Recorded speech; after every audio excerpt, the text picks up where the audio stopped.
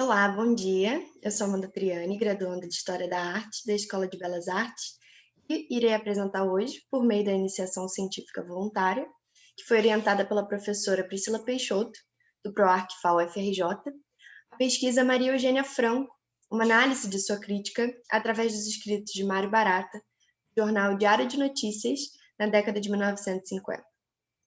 A pesquisa ela foi iniciada em outubro de 2020, então ela ainda está em estágio inicial, e ela se ramifica de um projeto maior que é intitulado A Arquitetura no Centro da Crítica de Arte, dossiê digital dos escritos sobre a arquitetura, publicados nos jornais no contexto do Congresso Internacional Extraordinário dos Críticos de Arte de 1959, também da Priscila, e se encaminha agora para o estudo do crítico de arte Mário Barata, no jornal Diário de Notícias. Para dar início à minha apresentação, eu farei o uso de uma citação de uma publicação de 2016, que é o resultado de uma parceria entre o Instituto Brasileiro de Museus, a Fundação Joaquim Nabuco e o Museu da Abolição, denominado Memória Feminina, Mulheres na História, História das Mulheres. Abre aspas. Dar visibilidade à presença das mulheres na nossa sociedade nas últimas décadas é mais do que um desvelar de pequenas e, ao mesmo tempo, grandes personagens da história das mulheres no Brasil.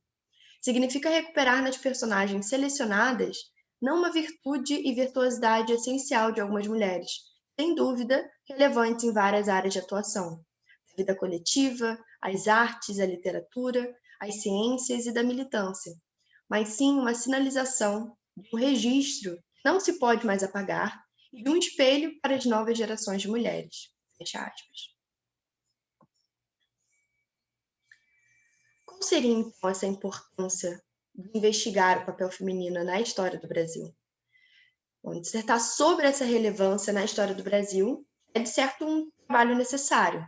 Né? Com essa falta de representatividade na narrativa histórica, o processo se torna muito complexo.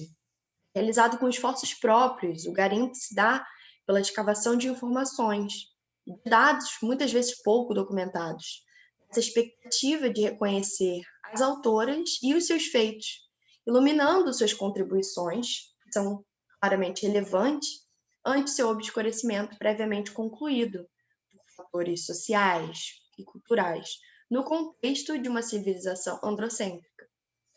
Os intelectuais, artistas, políticas, profissionais, construtoras de uma história, integralmente participativas, porém que costumavam ser invisíveis aos discursos expositivos para a definição de um relato histórico civilizatório. O projeto, então, ele visa resgatar desse recôndito lugar de opacidade essa eminência feminina no campo, principalmente da arte, da arquitetura, remodelando, assim se fosse possível, o curso narrativo dessa história antecedente.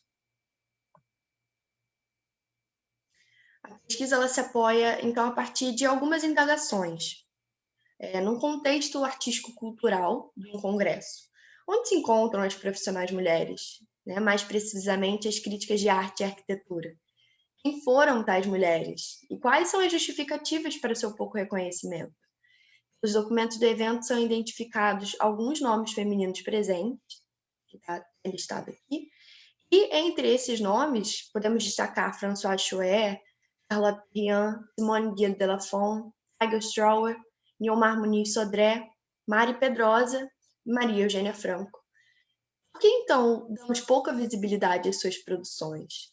Sabe? Partindo de pressuposto, esse trabalho ele se beneficiou de resultados preliminares de uma pesquisa de iniciação científica anterior à presença feminina no Congresso de Arte de 1959, do Bernardo da Costa, e visava investigar essas mulheres e contemplá-las com seu devido reconhecimento. A pesquisa ela foi interrompida em 2019 e ela focava na trajetória de Simone Gilles de Lafon, e uma outra pesquisa também, da professora Priscila Peixoto, que era sobre a Françoise Chouet. Bom, no entanto, esse projeto que estou apresentando, ele se baseou numa busca mais específica por um dos outros nomes femininos que constam na lista dos participantes do Congresso 59, que também é recorrente nos escritos de Mário Barata, que é a Maria Eugênia Mendes de Almeida Franco, Esse nome que se revelou presente tanto no Congresso quanto nos estudos de outra ramificação de pesquisa intitulada O Papel do Jornal Diário de Notícias na promoção dos escritos sobre arquitetura de Mário Barata na década de 1950.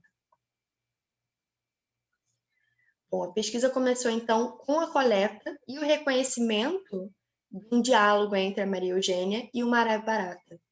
O Mário Antônio Barata, né, que foi esse crítico de arte e arquitetura, professor universitário, museólogo e jornalista, com atuação no jornal Diário de Notícia, nos fornece informações sobre a Maria Eugênia em seus escritos, principalmente com maior incidência nos anos entre 1956 e 1957, nas suas colunas Vida das Artes e Artes Plásticas.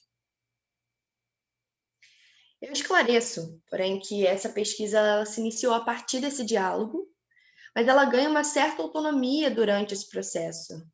Creio que, principalmente interligado ao meu próprio percurso dentro do curso de História da Arte, o trabalho que havia começado por meio de debates e questões de arquitetura foi ganhando independência em sua relação com a crítica de arte.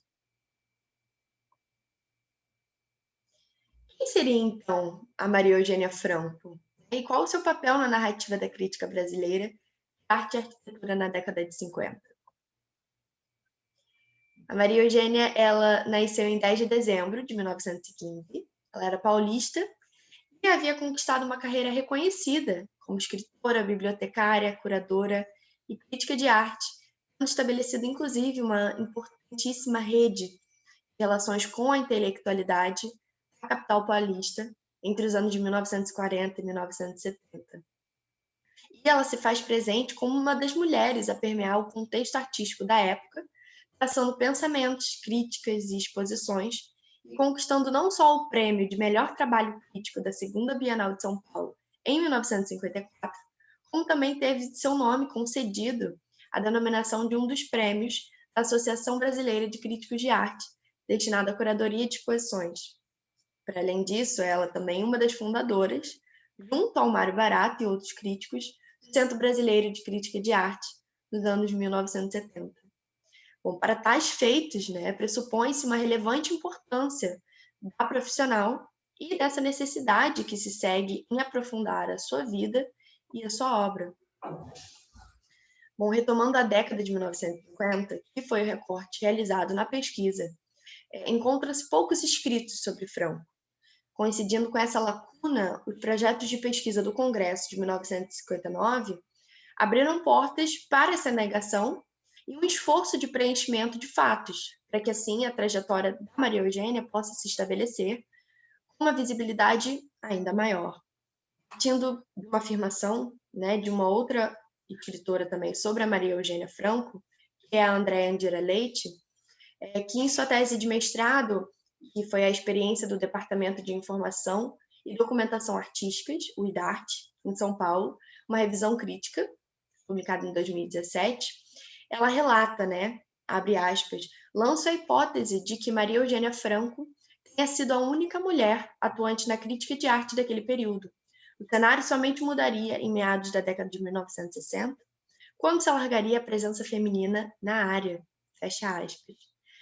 Com isso, então, eu encarei um desejo de estudo perante tal figura relevante da Maria Eugênia para essa representatividade da crítica feminina nos anos de 1950 e uma investigação de seus feitos para uma abordagem ainda mais completa, né, da sua trajetória.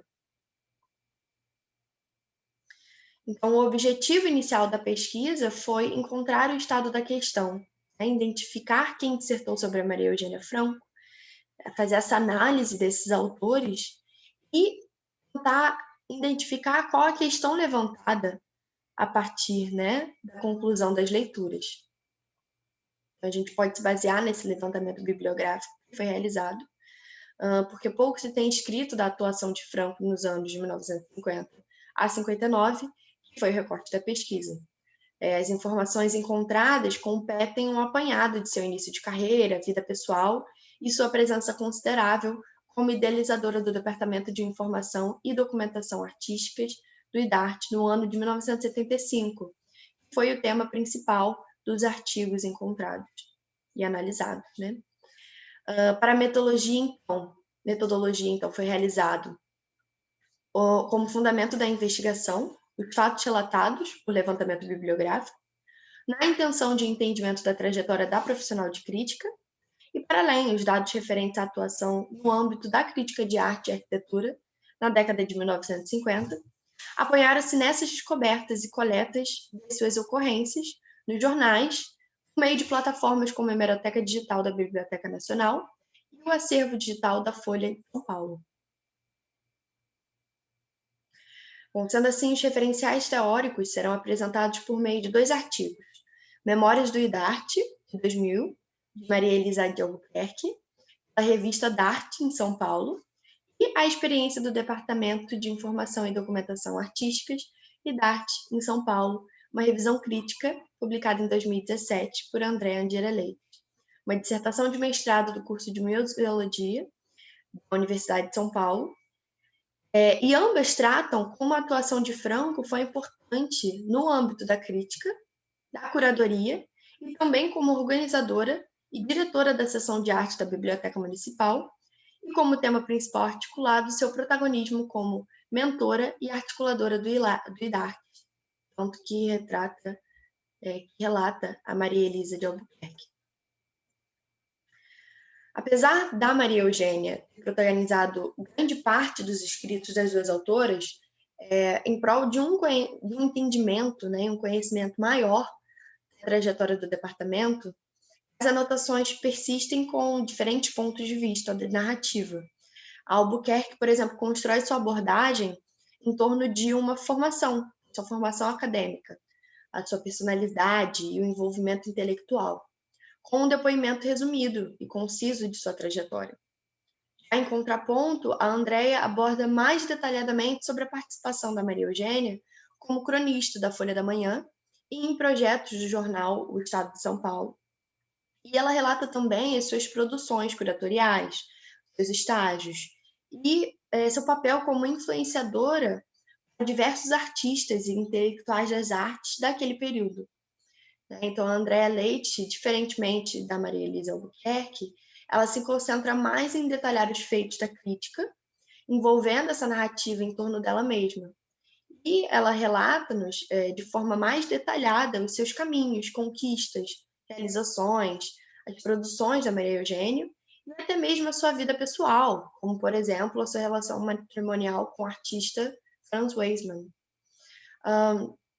Concluindo nessa percepção, a gente entende que a abordagem das duas autoras nos catapulta para indagações a partir de uma base sólida de informação dos inúmeros feitos de Maria Eugênia Franco e o caminho para achar as respostas das perguntas referidas, né, colocadas no centro da pesquisa.